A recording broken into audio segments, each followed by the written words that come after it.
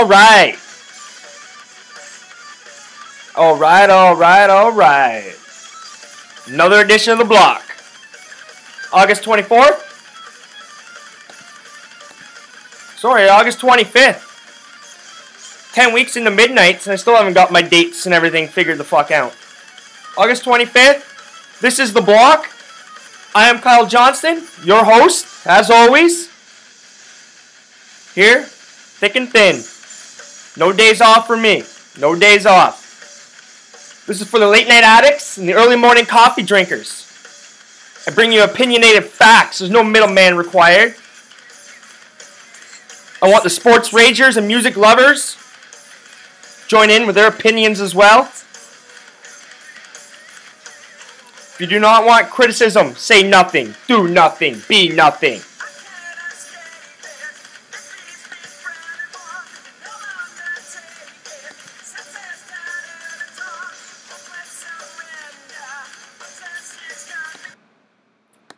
A little fucking dream theater to fucking wake you up in the morning, keep you awake at night. Fucking hell of a show they put on. But just gonna start off this edition with the block on a little somber note.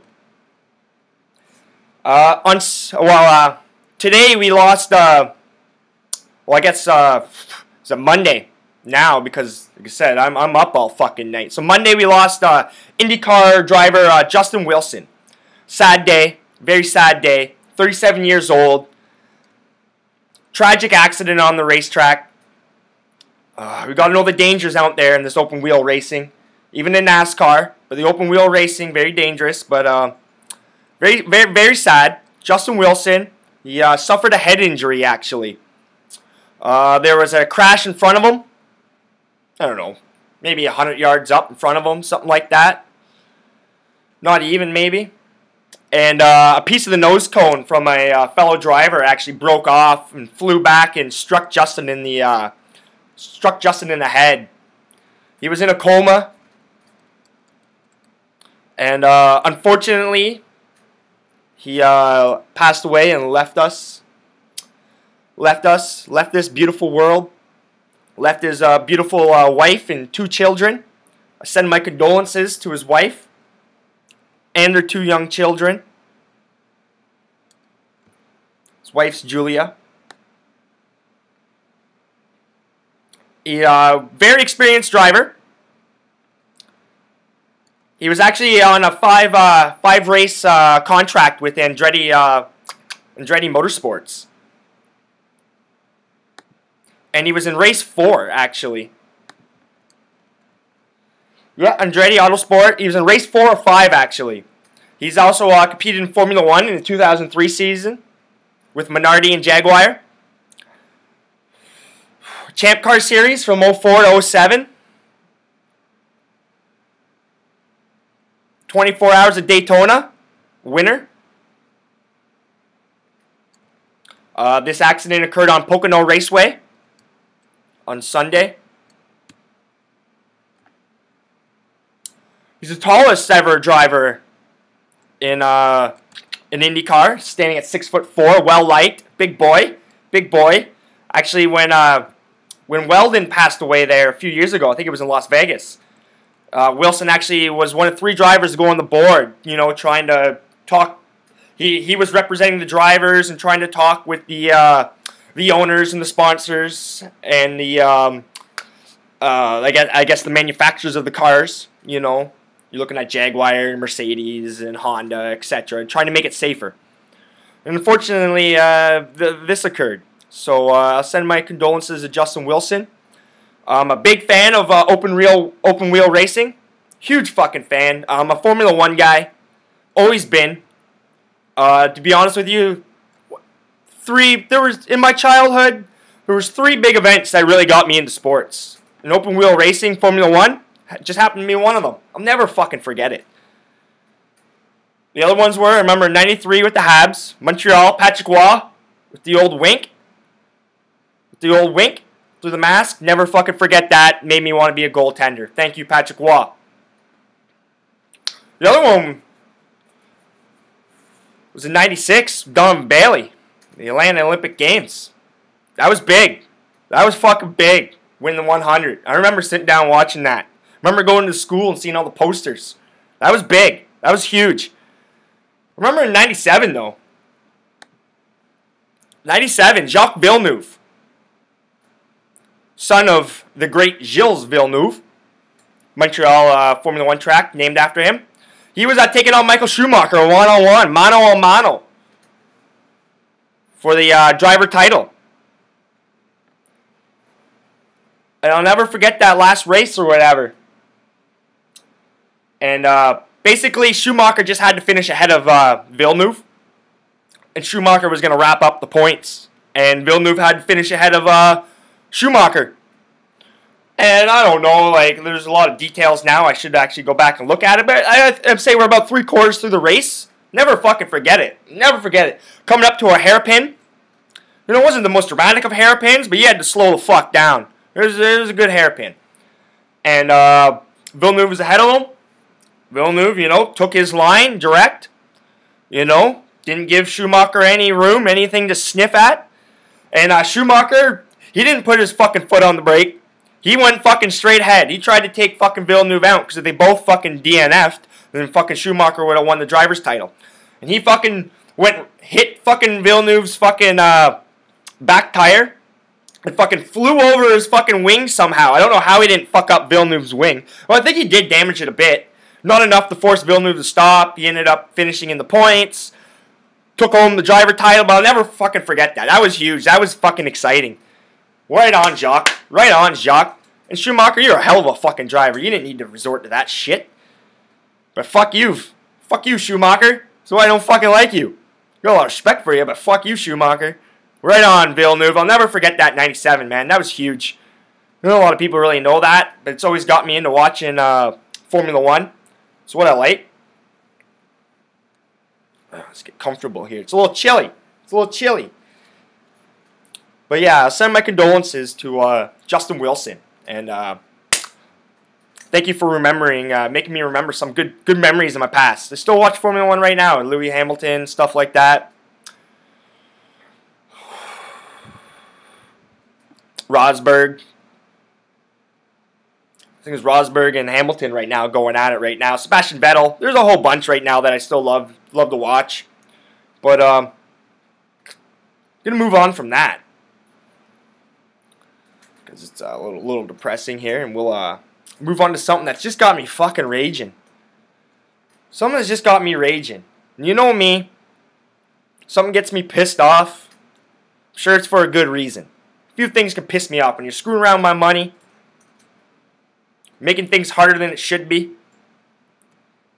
And this one falls in, you know, kind of screw around my money and kind of deal. Screw around with my life a little bit, you know. So, I'm in journalism broadcasting down at Sheridan College. Excellent fucking school. Excellent school. Advise anybody to go there. Basically, the only reason why I went to Sheridan is because they're the only school that made me raise my marks up. All the other colleges didn't really care and seemed to just want my fucking money. But Sheridan actually made me raise my marks up, so they seemed like they care. And I wasn't going to fuck around with my future. But, I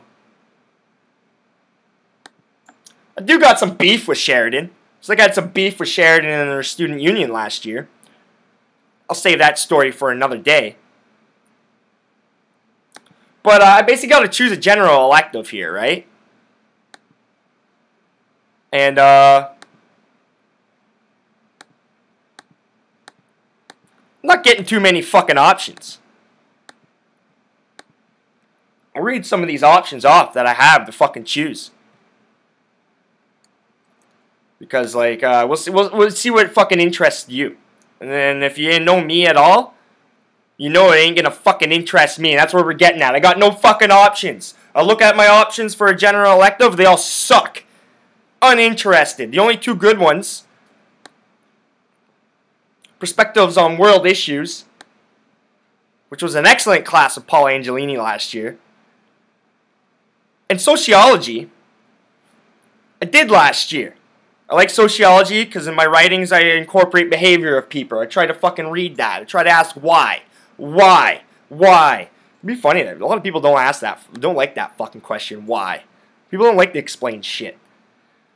Perspectives on World Issues was like a politics class. Really fucking cool. But anyways, I look at my other options, and this is what I got. Canada in the making. Understanding Canadian history. Like I didn't fucking do that all high school, and it was pointless. It was shit. Canada's so young. Our history sucks. Uninterested. No good. Ain't gonna fucking fall for me. Canada. Like, come on, man. Like, seriously? Canada in the making. We haven't even made Canada yet. What is Canada? Here's a good one for you. Here's another one I can choose. Following clues. Detective fictions in film and literature. Sounds fucking fun. Sounds fun. I'll read you the description on this bad boy, if there even is. How do you describe this? Like, seriously, how the hell do you describe this? And you know what? From what I look, there is no fucking description. Every other class has a description, and this one doesn't even have a description. That's hilarious. I'll read you the description of my first one here. Some is, you know. Tell you what though, the Sheridan fucking, what am I on? My Sheridan Student Center or whatever, it fucking sucks too. It always kicks me the fuck out. So you're gonna have to bear with me a little bit here. But it sucks too. So Canada in the making. I'll read this out. Enrollment, understanding it, let me guess. It doesn't have a fucking description either. Like, what the fuck?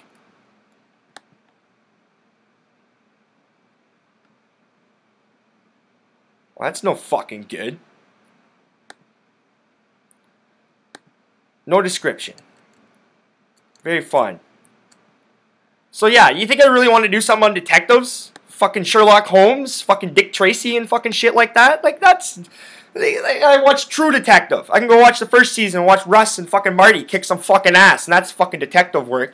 Popping some pills and drinking a bottle of fucking booze. That's what they fucking did. That's their detective fucking work.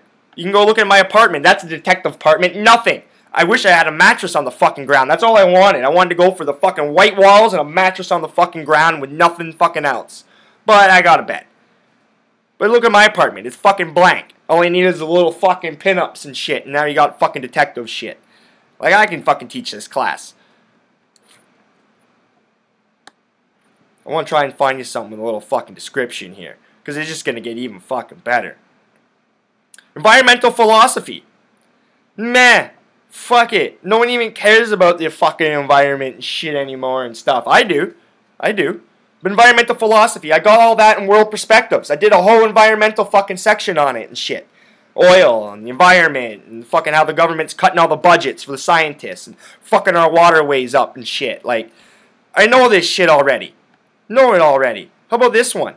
Here's a good one for you. Philosophy of love and sex. Like, what? Philosophy of love and sex. I don't know about you, but I'm 28 years old and I've been fucking for like 12 years. 20, I'd be like 16. Yeah, somewhere around there. 15-ish, something. I've been fucking for like 13 years. Philosophy of love and sex. I know we can... Like, I tell you what, making a baby is not a fucking miracle. It's a chemical fucking reaction from the body.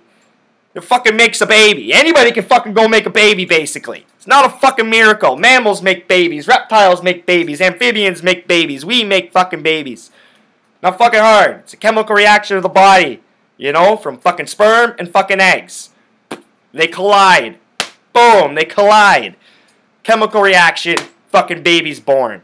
Loving. Philosophy of love and sex. Like, come on, this is what I gotta choose from. Fucking brutal. Brutal. I know some people that did that last year and weren't too fucking thrilled with it either. So, yeah, it's already on the ounce. So we're limiting my options right now.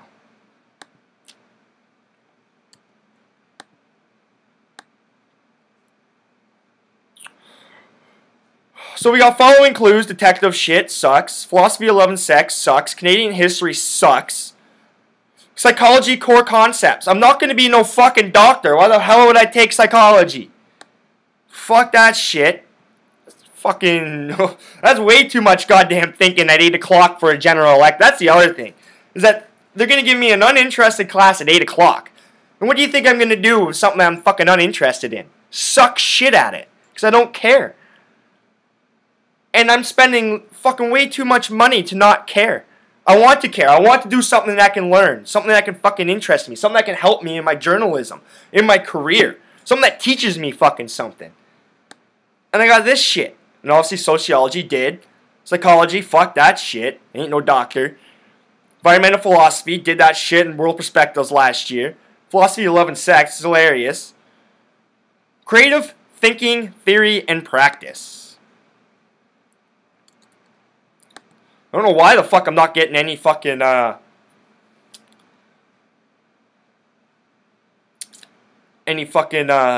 descriptions of what the hell is going on here. I could click next, but I'm not sure if I click next it's gonna fucking give me the fucking class. So I don't want to go that far. Usually they give you a description. I was looking forward to reading you off some of these descriptions because they're fucking hilarious.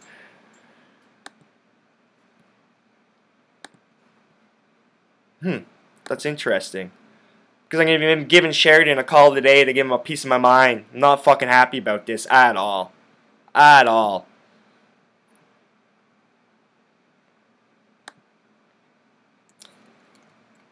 Yeah, 8 o'clock on a Friday. You think I'm going to give a shit about something that I'm uninterested in? It's just a joke. It doesn't get much better if I fucking go into some waitlist fucking classes and shit. It's fucking just a joke. It's hilarious. There was another one that fucking caught my eye that was pretty fucking funny. Oh, fantasy and fairy tale. Fantasy and fucking fairy tale. Here's a description. I was clicking on the wrong thing. Here's fantasy and fairy. They have a class about fantasy and fairy tale. What, fucking Cinderella and fucking Jack the Beanstalk and what it means to this world? Well, I guess I'll tell you what it means. It means nothing because it's fake. It's not real. You can learn some alright things from it, but not really. It's good till you're about 10 years old. And then you come to the fucking real world and fucking fantasies and fairy tales ain't gonna fucking cut it. Here's a description of this course.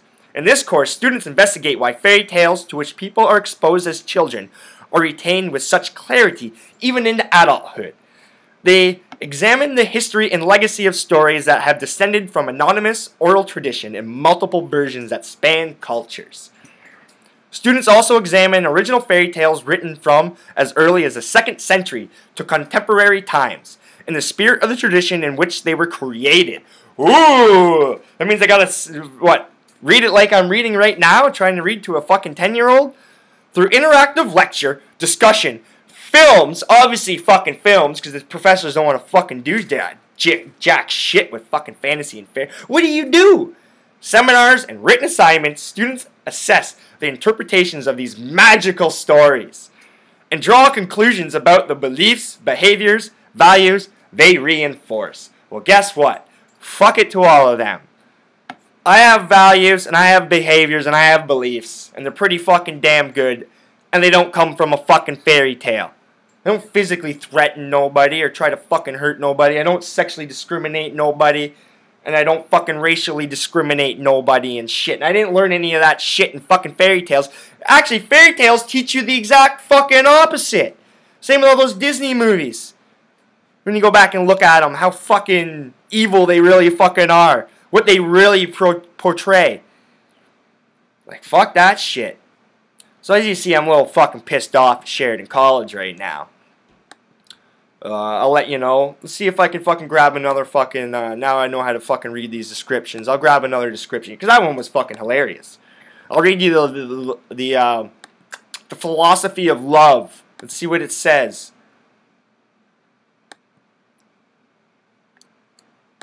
The philosophy, like seriously, this is what a fucking college I'm paying $5,600 for my fucking classes and courses for are fucking giving me. Alright, we got a description here. Students, this is the description for philosophy of love and sex. Students critically examine two of the most influential human pursuits, namely love and sex. They learn to uncover personal, societal, religious, and moral assumptions about love and sex that underlie beliefs, practices, policies, and institutions. Through analysis of select historical and contemporary philosophical writings and of key concepts pertaining to love and sex, students examine their own beliefs in relation to current positions, issues, cases, developments, and trends. Some say that love makes the world go round, and sex is the keenest of all pleasures. But why are these terms so difficult? Like, they can't even fucking write this correctly. The fucking grammar here is fucking awful. I'd get ripped apart if I fucking submitted this shit as a fucking assignment. Like, look at this shit. You want to use spell check? But why are these terms so difficult to define and their impact of human life so difficult to assess? Through interactive lectures, individual and group research assignments, students examine topics such as lust, desire, asceticism. I don't know what the fuck that is, man, but it's probably fucking. Erotic art, pornography, and prostitution. Well, fuck. If I want to learn about pornography, I can go buy one and open it up. Not fucking hard, man. Prostitution, I'd never fucking pay for sex, so I fucking care less. But then again, how can you control what one person does or does not do with their fuck? It's their body. Same with drugs. They want to put it in their body? Go for it. All fucking be it. You want to jam a needle? That's you own your body. You want to fuck it up? Go for it. You want to sell it off as a product? Go for it. Go for it. Not my problem. But yeah, this is what I gotta choose from. So it's fucking pissing me right the fuck off. And I know what Sheridan's gonna say. Oh, they're gonna give me some bullshit answer because they don't want to deal with it. Make it harder than it should be. Because fuck, I can't even swap this general elective to another day. But anyways, thought that shit was hilarious. I'm gonna move on to something even more fucking hilarious. The Fallout Boy. Should play some Fallout Boy right now for them, but they suck. Where are Fallout Boy? They had their 15 minutes of fame, now they're done. Toast. There are some other bands got their 15 minutes of fame, and they suck too, and they're gone. Somehow this Taylor Swift fucking bitch, she just keeps chugging along though. What a fake bitch she is. I have not met a faker fucking person. There's no way she's fucking like this. Miss fucking perfect. Whoever fucking, like, I give full credit. Maybe she writes her songs. I don't know. But I guess she does. So at least I'll give her that much fucking credit. But she sucks at fucking singing. She sucks at fucking playing any instrument. Sucks all around. The only thing that doesn't suck about her is her marketing team and her advertising team. I'll give those fucking guys kudos. Because they marketed and advertised her brilliantly. They fucking made her. She didn't make herself. They made her. She is so fake. And she'll burn out. Her music sucks. We're talking about her. One should be some paper, Globe Mail. I'm not sorry. I don't want to. It wasn't Globe Mail. I don't know. But anyway, some fucking newspaper and some fucking journalist or whatever. I'll fucking find it up and I'll rip this person apart. Just saying that Taylor Swift should be the halftime show because all Americans know at least one of 3 songs or something like that. And they all know her and something this and something. She sucks. She sucks. No, we don't want Taylor Swift at the fucking Super Bowl. But it is bound to happen. Bound to happen. All depending on money. All depending on goddamn money. And what their marketing and advertisers want to fucking put out next. Brilliant. Oh, Taylor's been hurt again. Oh, her boyfriends are so mean to her. So mean. Yeah. Well, the common denominator with her not being able to have a boyfriend, fucking relationships and shit is fucking her. She's the common denominator in all this fucking shit. It's not the same dude every time. Different dudes, same fucking problem. So she's the fucking common denominator. I don't even know why I'm on this bitch. Because I want to get the Fallout Boy. Jeez. Oh. Early in the morning right now. Get the Fallout Boy, Chris Carter.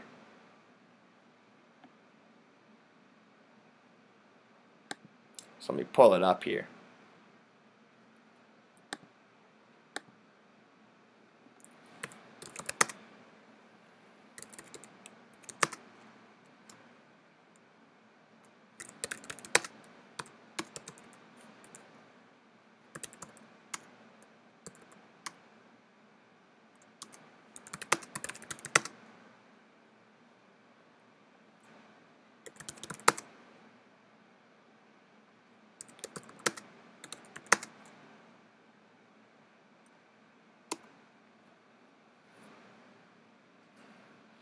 See if I can fucking pull this up. Ah, here we go. Here we go. Gotta love good old YouTube. Thank you, coolness. It's getting close. Are you holding the camera properly? That's real business now. So anytime you see one of them blogs come up, Allen Iverson driving 93 miles an hour at 2 a.m. So this is Chris Carter and Warren Sapp. Like Warren Sapp, just right away, Warren Sapp looks like a fucking idiot. You don't think I know what I'm talking about? Check it for me. But he does know what he's fucking talking about, but he looks like a fucking idiot. Where you ask questions. Warren, Teddy, come here, man. Here we go. Come here, man. Come here, man. Come here, bro. I'll let you sit back and listen to this if you never heard it. If they gonna keep rolling on Teddy's bankroll, because each one of y'all in business for yourself. This right here is Teddy Bridgewater Inc. Incorporated. That's him. Now, every dime that come into Teddy, all right, is gonna be earned by him and this body. All right? Now, I let my homeboys know. Y'all want to keep rolling like this? Then I need to know who's going to be the fall guy, who's going to be driving, because y'all not going to all do the right stuff now. All right? So I got to teach y'all how to get around all this stuff, too. If you're going to have a crew, one of them fools got to know he going to jail. We'll get him out. We'll get him out. Funny thing is, he's got his fucking Hall of Fame jacket on. Okay? Y'all take care of each other.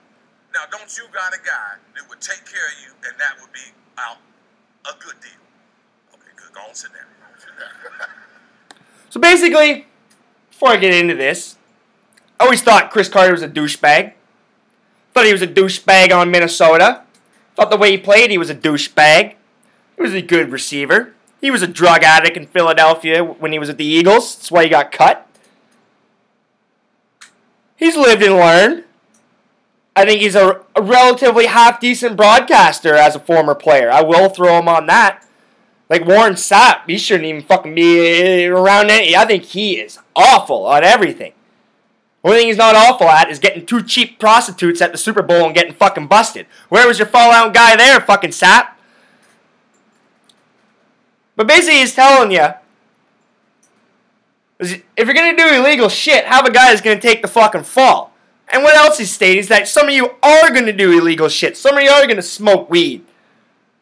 Sniff cocaine. Maybe get in your car after a bar and a night out after you've been boozing.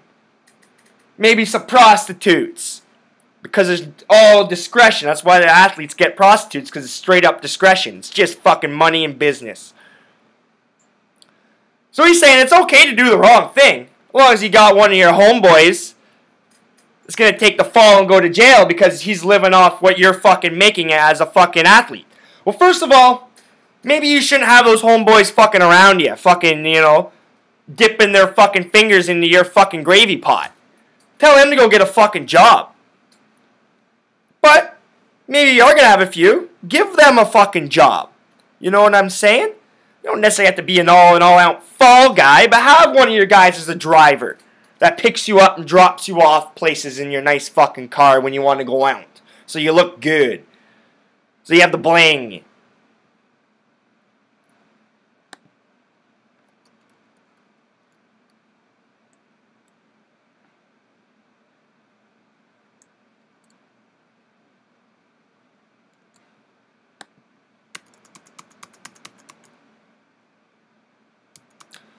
I saw something else here that was fucking kind of interesting.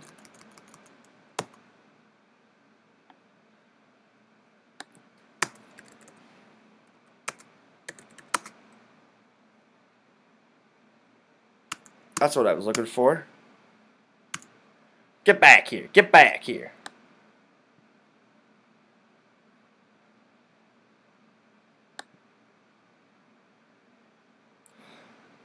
And that was for the NFC rookies, and I guess he gave the same speech for the AFC rookies.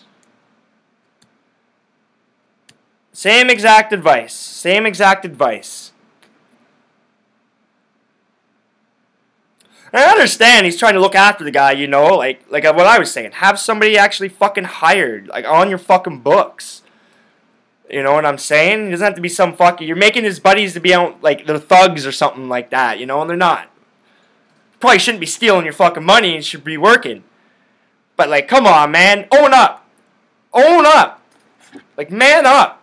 You make a mistake, fucking own it. You know how many times I've had to fucking apologize because I fucked up and I've had to own it? I can't even count them on fucking 2 hands and 2 feet. Too many. Remember the time I fucking lost it on the people at the DMV and they slapped me with a trespassing thing or whatever, and if I went in any DMV in Ontario, the fucking, you know, because I didn't think I should have failed, you know, and I called her a bad name, fucking the old B word, called her a fucking bitch. And the next thing you know, I got in the mail something that says if I went in any DMV, I'd be arrested for trespassing unless I went to some fucking meeting or whatever and apologized. And exactly what I did. That was a, you know, bad day.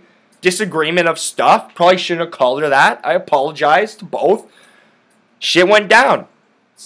End of story, over. I fucking owned up. That's just one little fucking story. About other things. About fucking... Alright, we just played fucking 9 periods of hockey and I was too fucking tired and pissed off. And I think it's in my morals and what I believe in, when you're in the finals, you have another game. I ain't shaking their hands. We still have fucking 2 more games possibly for me to come back and win. We lost 3-2 in fucking 6 overtime. But people will be pissed off because they didn't fucking shake their hands. But I'm saying, hey, I got 2 more games left. This is the fucking final. But I'll apologize. I'll own up. Yeah, I made a mistake. I probably should have shook their fucking hands and showed them a little bit of respect. We did play 9 periods of fucking hockey against each other. That was my fault. Apologize for that. And I'll let the Canucks know. I'll fucking make up for that. I'll make up for that. I'll make up for that by winning the next 2 games and fucking shaking their hand as a fucking winner. And then apologizing to them. But this Chris Carter guy, he's a douche. He's going to stay on somehow with ESPN. They're not going to get rid of him. They'll throw him a little bone because he's semi-entertaining. He's actually one of the better broadcasters they have. Probably not too many fucking guys to replace him. What a fucking douchebag he is. What a douchebag. That's all I got to say about that.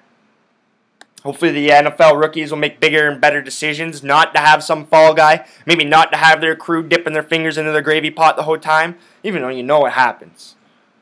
But, we're going to move on for that. We're going to stay on the NFL. I've been talking about doing a pre-show, a preview show for the NFL. I don't think I'm going to quite get down to that, but we'll just check out some of the big news. Jordy Nelson, gone for the year. Torn ACL. Fuck Packers. It makes you think twice about all these preseason games, right? And it was nothing. The guy hadn't even touched them yet. He just jumped in the air, caught the ball, and tried to make a turn. Done. Toast. All year. Pouncey. Fucked up his tibia. I think he broke his tibia. He's got to get fucking the Pittsburgh Steelers center. Broke his tibia. He's got to get surgery on that. He's done for a while. Not the season, I don't think, but for a while. So there's going to come to a point where you're saying, are these preseason games really worth it? Are they? Well, they're worth it to the owners because fans pay money and they get the fucking money from the tickets and the concessions and the parking, etc., etc. So they ain't going anywhere. Unless the NFL expands by 2 more games. 16 to 18. Which they've been talking about. And personally, I'd rather see 2 more fucking real football games than 4 pointless preseason games. Especially if guys are going to be getting hurt like this. Or I'd rather just see none of the stars play at all. That's why you have all these backups and kids out of college and practice and roster players and undrafted signees. Let him play. I wouldn't even be putting my starters out there. Oh, no. Personally, your pros... If you can't fucking get in the rhythm of practice and figuring out your fucking system in practice, then what the fuck are you there for? You really have to do it in the game? You know, like, I understand, yeah, I guess you do, you know, you do. But majority of the work should be done in practice. But again, oh wait, because of the fucking new collective bargaining agreement and shit, they can't fucking practice as much as they'd like to. Not in pads, not a real practice at least. So the NFL, the owners, general managers, they really have to sit down and look at this because fucking players have been dropping like flies. It's like a fucking fly swatter. Nelson. Pouncey. Fuck, man. LaShawn McCoy. The list goes on and on. Jason McCourtney, Titans cornerback, our only good defensive back. You got fly swatted. You're out. So that's some bad news for the Packers. But the Packers got a good wide receiver coach. They're deep. They'll find somebody to play next to Cobb. They really will.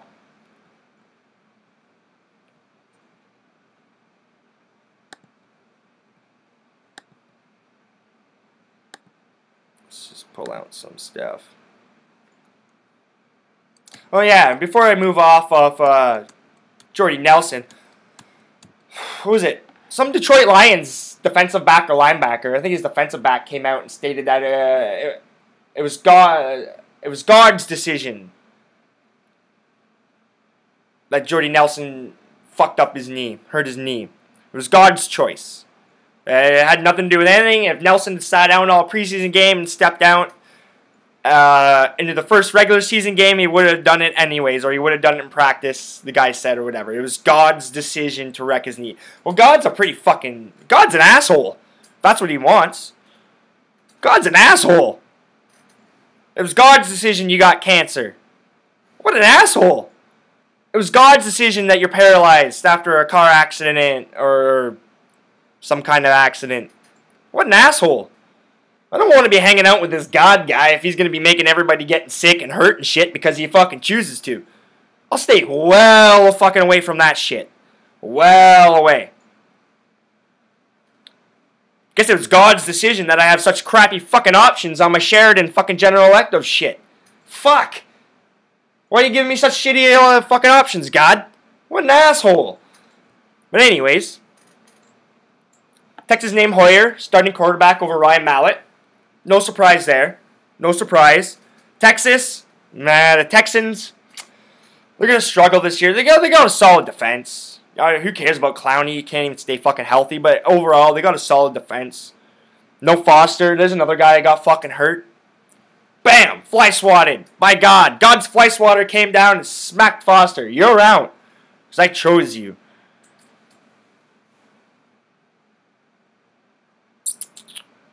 The Patriots signed Reggie Wayne to a one-year deal. Help shore up that wide receiver position for when Brady comes back. And I can tell you what. Fantasy football is right around the corner. I got my draft on... I got one this weekend and one next weekend. Two fantasy teams. And I'm very curious what's going to happen with Tom Brady and Le'Veon Bell. Very curious. Because I tell you what, I'm not worried about Le'Veon Bell's to get a suspension. And I wouldn't be worried about Tom Brady's either. And I'd take a flyer on both. Le'Veon Bell, he's going to be a top 2 or 3 running back. So he's first round for sure. Maybe some people will be scared from him, but I won't. If he's sitting there for me, I'll take him. I think the Steelers are going to have a big year this year. Steelers offensive line got a lot better. Big Ben still has his weapons outside, so they can't fill the box. And Bell is going to be a big part of their offense. I think he's going to rumble for at least 1,200 yards this year. Double-digit touchdowns. And he's going to stay healthy for sure, too. He's got a little bit of chip on his shoulder, too. He's going to smoke some weed and go out there and score some touchdowns. How you like that, Roger Goodell? That's exactly what Le'Veon Bell is going to do. Tom Brady, I'd take a flyer on him too. I hope I get a chance at Tom Brady. I kind of hope he falls to the second rounds of the draft. I really do. I'll take a chance at Tom Brady because you know why? Because when Tom Brady comes back, you're going to see one fucking pissed off Tom Brady. One fucking pissed off fucking Bill Belichick. And they ain't just going to fucking beat teams. They're going to fucking beat them in style, in fashion, and they're going to fucking run it up. They're going to destroy teams. And they're going to look good doing it.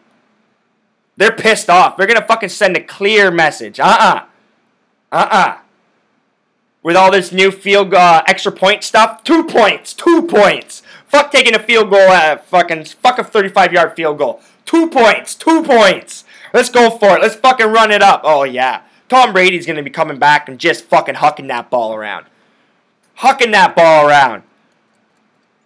And anyways, last 2 Super Bowl championships, the Patriots won. They were 2-2 to start. So they were 2-2 last year. I'm pretty sure. In the last one that they won, they were 2-2. So there you go. They don't have to start 4-0. Even 1-3, I still wouldn't be too fucking worried. Geno Smith practiced for the first time since suffering a broken jaw. I'd still be fucking snickering at that fucking shit if I was inside that Jet fucking locker room. I don't quite know what went down. But if you're gonna try and be a big shot, and you be pointing your fingers around and running your fucking mouth, you better be ready for something. And if something does happen, you better be ready to fucking fire back and not fucking go run in the corner and coward. Or like a coward and fucking quiver there. So I don't really know what happened with the Geno Smith stuff. Obviously, big allegations that Smith was right in his face, basically saying, what are you going to do about it? Pointing his finger in his face. Well, Ike fucking punched him in the mouth. That's what he was going to fucking do about it.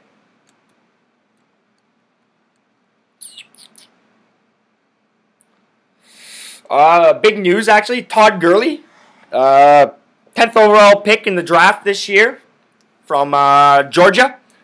The St. Louis Rams picked him up. He's been cleared to practice. He tore his ACL last year with Georgia. He's a beast. He's a beast. He's got the Adrian Peterson, Marshawn Lynch kind of squished together fucking build. You know what I mean? Like, he's got the breakout speed like AP, but he can fucking run through the trenches like fucking Marshawn and fucking truck people off. Use that fucking stiff arm. He's a big boy. He's a big lad. Georgia had 2 good years.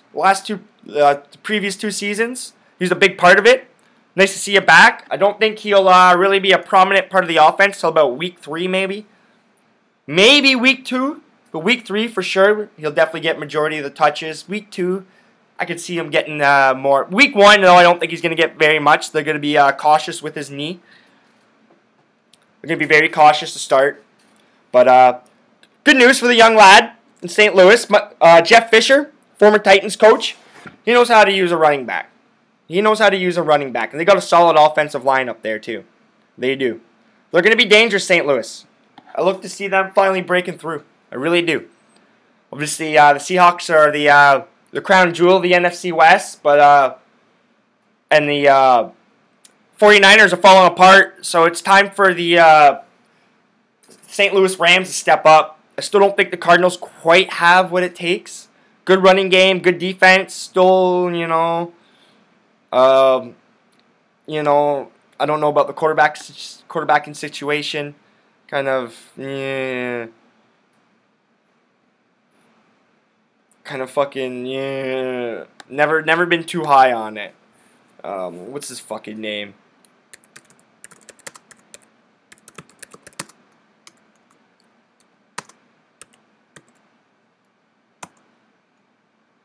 Carson Palmer, former Cincinnati Bengal. How did I forget about Carson Palmer?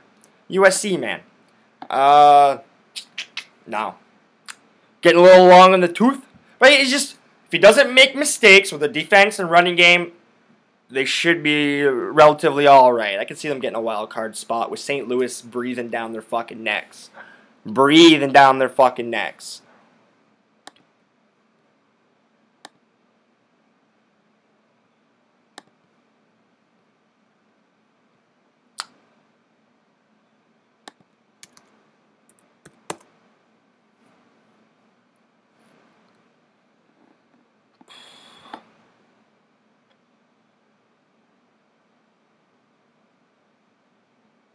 Yeah, they got some solid running backs. I'm not even looking at Chris Johnston either. He's kind of a guy on the outside looking in.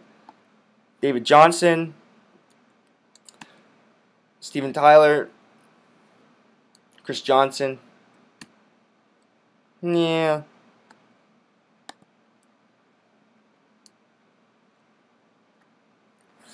So you got Ellington, Johnson, and Kerwin Williams on their depth chart.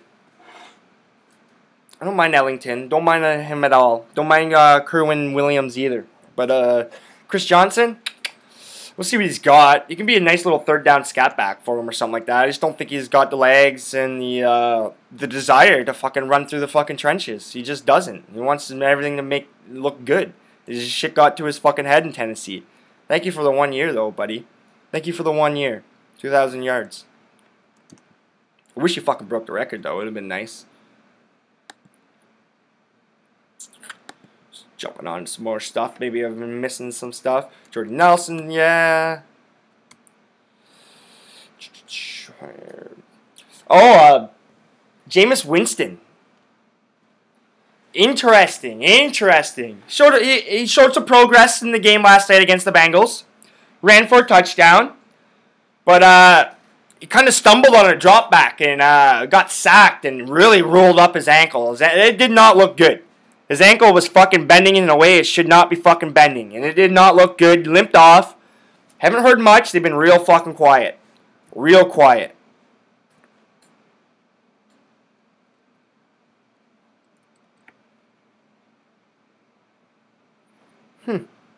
Richie Incognito. I didn't think I would get another chance in the NFL. Well, guess what? You're not that bad a fucking offensive lineman. And quarterbacks are fucking precious. Precious. My precious. There's a little fucking golem, you know what I mean? That's what all these fucking owners and GMs are. Little golems, little precious. That's what quarterbacks are. So fucking obviously you were. Obviously you were. You just had to let it die down. Ray Rice might get another chance, and he knocked the shit out of his fucking wife. Caught on camera in a fucking elevator. Where was your fucking fallout boy? Who's in your crew as a fallout boy, Ray Rice? Fucking guess you weren't listening to Chris Carter now, were you? Would never condone that shit. That was awful. The other thing that popped in my mind when I fucking listened to that Chris Carter shit, I guess Aaron Hernandez didn't really have a fucking good fallout guy in his crew now, did he? Or his crew were just all fucking gangbanging everybody anyways. So it fucking sounds like it. Fucking taking turns with the Glock. But fucking, I guess Aaron Hernandez didn't have a really good fallout boy now, did he? Or fallout guy. That's fucking hilarious. You better find one in jail though, buddy, because, you know, you're still worth something, to be honest with you. You still have a fucking name. You better find a fallout guy in jail so you get the fuck out of there as quick as possible. But I think you're going to be spending a long time in there, Mr. Hernandez. Where's Plaxico Burress? Guess he didn't really have a good fallout guy when he shot himself in the fucking leg. Why wasn't one of your crew carrying your gun into the fucking club, buddy? Guess you didn't listen to Chris Carter now, did you, Plaxico? Fuck. Le'Veon Bell, where was your fallout guy? I guess you owned it up because you smoke weed, because no one really gives a shit if people smoke weed these days. You know? No one really cares. But anyways, glad I could bring some insight, some entertainment, some rage. Like I said, send my condolences to Justin Wilson's family. Tragic death. It was awful. Awful. I wouldn't wish that upon no family.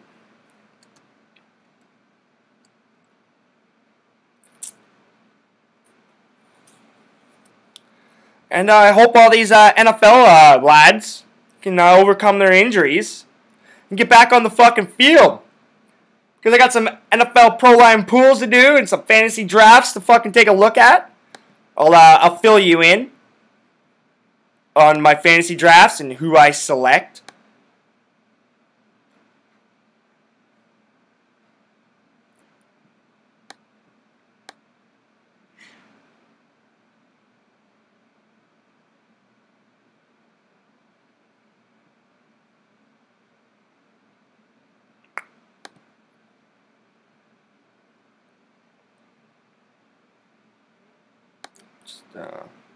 Just taking a peek. Just taking a look to see if I forgot anything.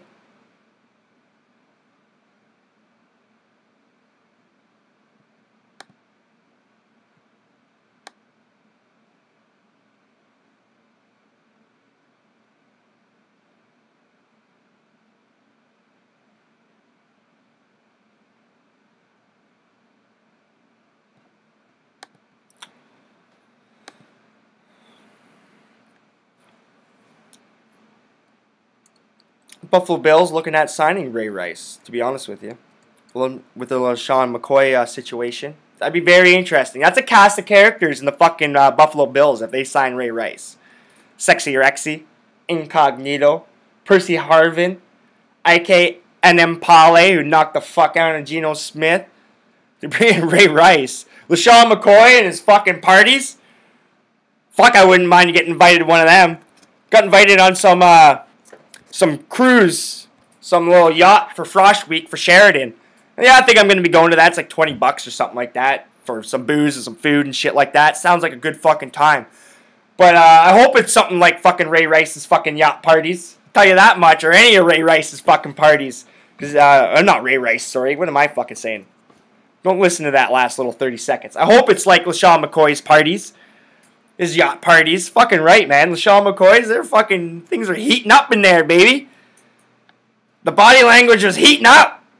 I wouldn't mind going to that shit. But I guess the Frosh Week yacht or cruise or whatever for Sheridan will have to do. For now. Maybe one day I'll get invited to one of LaShawn McCoy's fucking hot parties. Hot parties! Other than that, glad you could be here. I am your host, Kyle Johnston.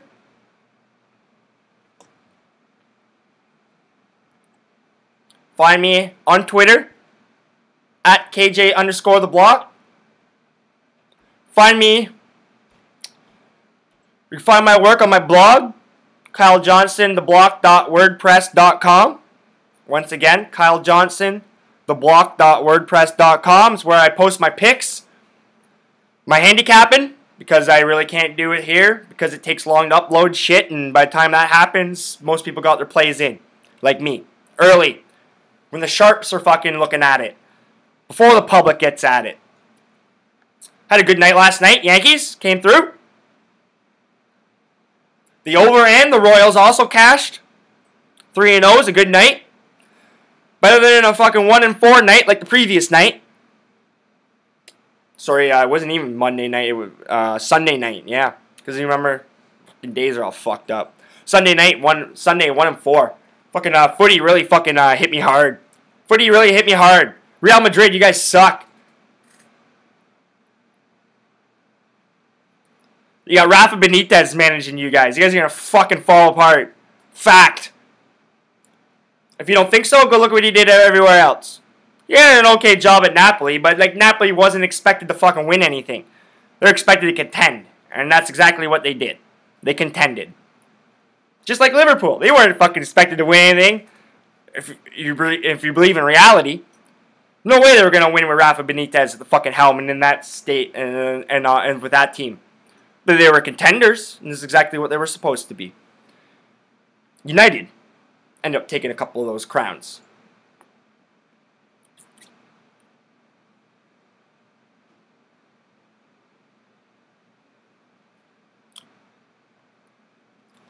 But on that note, I hope you guys enjoy your day.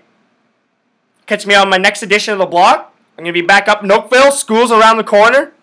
So I'm going to have some guest hosts, some call-ins. I'm working on some callers, working on some intro music, some nicknames. And we're trying to get a little community rolling up here. If you want to get in contact with me, just jump on Twitter at KJ_the_blog. Other than that, if you don't want criticism, say nothing, do nothing, be nothing.